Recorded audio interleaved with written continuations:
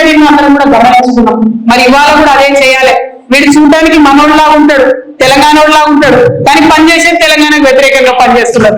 ఆ అంశాన్ని దయచేసి గుర్తించాలి. ఇవాళ మన లోపల మనకున్న అనేక సమస్యలకు మీకు కేసీఆర్ గారికి మధ్యలో వారధిగా నేను నిలబడి ఉంటా. నేను మిమ్మల్ని ఏది అవసరం ఉంటే అది సార్ దగ్గరికి మీ సమస్య నేను తీసుకుపోయి చూపిస్తా.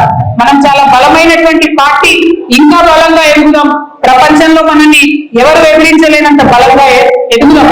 కానీ అట్ ద సేమ్ టైం ప్రజల్ని రక్షించుకోవాల్సినటువంటి అవసరం మనకున్నది. తెలంగాణ యొక్క అభివృద్ధిని కాపాడుకోవాల్సినటువంటి అవసరం మనకున్నది. ఆ ప్రథమ బాధ్యతను మర్చిపోవద్దని కూడా ఇక్కడ ఉండేటటువంటి నాయకులందరికీ కూడా నేను సూచన చేస్తా ఉన్నాను. మీ అందరికీ తెలిసి ప్రపంచం అంతా ఉంటది. అప్పుడైతే ఈడీసీకే మొత్తం నా ఫోన్ నంబర్ టీవీలలోనే వేసేసాను. ప్రతి ఒక్కరి దగ్గర నా ఫోన్ నంబర్ ఉంటది. ఫోన్ నంబర్ లేని వాళ్ళు ఇన్స్టాగ్రామ్, ఫేస్బుక్, ట్విట్టర్ ఎట్లా నన్ను రీచ్ కావచ్చు. మీకు ఏ సమస్య ఉన్నా తీర్చేటటువంటి బాధ్యత నేను తీసుకుంటా. కేసీఆర్ గారి దగ్గరికి మీ సమస్యను నేను వివరించి తీసుకొని వెళ్తా. మీరు నాకు ఒక వాగ్దానం చేయాలి. భద్రాచలంలో ఉప ఎన్నిక వస్తే ఎట్టి పరిస్థితులలో మల్లగిరే గులాబీ జెండా ఎగరేయాలని చెప్పి మాట మీ అందరి దగ్గర నేను తీసుకుంటా ఉన్నాను. మరి ఇక్కడికి భద్రాచలంతో నా అనుబంధం ఇప్పటిది కాదు, అనేక సంవత్సరాలని. ఆనాడు భద్రాచలంకి బతుకమ్మ చేయడానికి వచ్చినప్పుడే నరసింహమూర్తి గారి ఇంటికి కూడా నేను వెళ్ళడం జరిగింది. ఇక్కడ బతుకమ్మ రాముల వారి సన్నిధిలో చేసినప్పుడు నాకు బాగా గుర్తుంది. జయశంకర్ గారు, కేసీఆర్ గారు ఇద్దరు పక్క పక్కన కూర్చొని నాకు ఫోన్ చేశారు.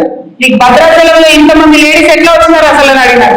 నేను చెప్పాను, లేదు ఇక్కడ చాలా చైతన్యం ఉందని, చాలా అద్భుతంగా పనిచేసేటటువంటి వ్యక్తులు, నాయకులు ఉన్నారు, అందుకే ఇంత మంచిగా ఇక్కడ పండుగ జరుపుకుంటా ఉన్నారని చెప్పినాము. ఆ చైతన్యం ఇప్పుడు విఘ్నీకృతమైంది.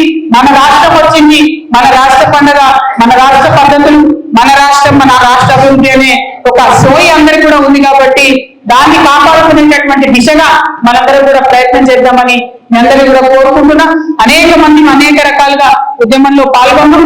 ఆ స్ఫూర్తిని మాత్రం విడిచిపెట్టదని చెప్పి ఒక సోదరిగా ఏదేమైనా మీకు అండగా నేను నిలబడతానని చెప్పి మీ అందరూ కూడా మళ్ళీ మనవి చేసుకుంటూ, మరి కార్యక్రమాన్ని ఇంత సమన్వయంతో నిర్వహించడానికి దోహదపడి చెప్పి మన దిండిగల రాజేంద్రకు మళ్ళీ ఒకసారి ప్రత్యేకంగా నమస్కారాలు. తమ్ముడు హుసేన్ కి మళ్ళీ ఒకసారి ప్రత్యేకంగా నమస్కారాలు తెలియజేస్తూ మీ అందరి దగ్గర కూడా నేను సెలవు తీసుకుంటున్నాను. Thank you. జై తెలంగాణ, జై కేసీఆర్, జై తెలంగాణ.